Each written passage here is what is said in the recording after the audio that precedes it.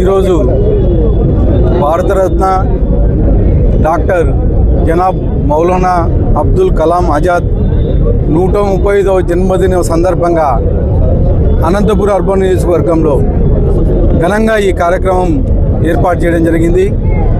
మౌలానా అబ్దుల్ కలాం ఆజాద్ అసలు పేరు ముహిముద్దీన్ అహ్మద్. ఈయన 1988 నవంబర్ 11 జన్మించడం జరిగింది. ఈయన తల్లిదండ్రులు అలియా బేగం, ఖైరుద్దీన్ అహ్మద్ గారు. ఈయన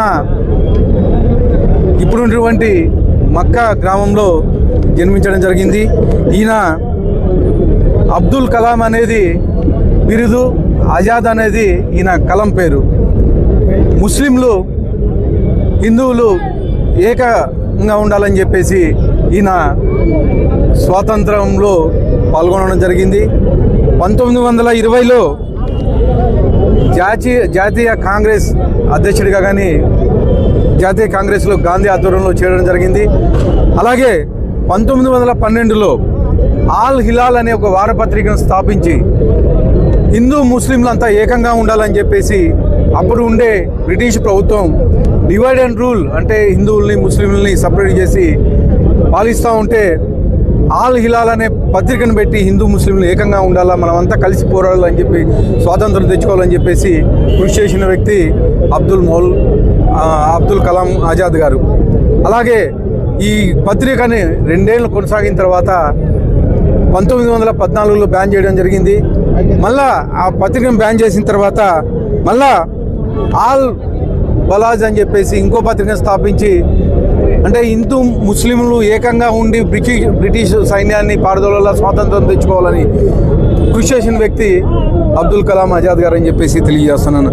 అలాగే 1940లో కాంగ్రెస్ అధ్యక్షుడిగా ఎన్నుకోబడి 1946 వరకు కాంగ్రెస్ అధ్యక్షుడిగా ఉన్నాడు.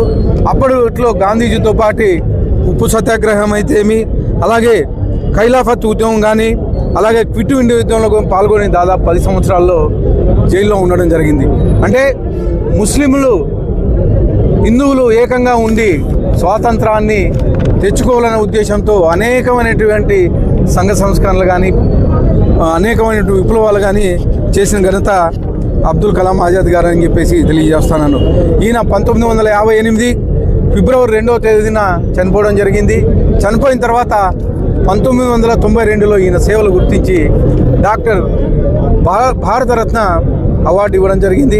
ముఖ్యంగా ఈయన బర్త్డేని మన సెంట్రల్ గవర్నమెంట్ నేషనల్ ఎడ్యుకేషన్గా ప్రకటించడం ముస్లింలకి అందరికీ గర్వకారణం అని చెప్పేసి తెలియజేస్తూ ఈ అవకాశం ఇచ్చిన అందరికీ ధన్యవాదాలు తెలుపు.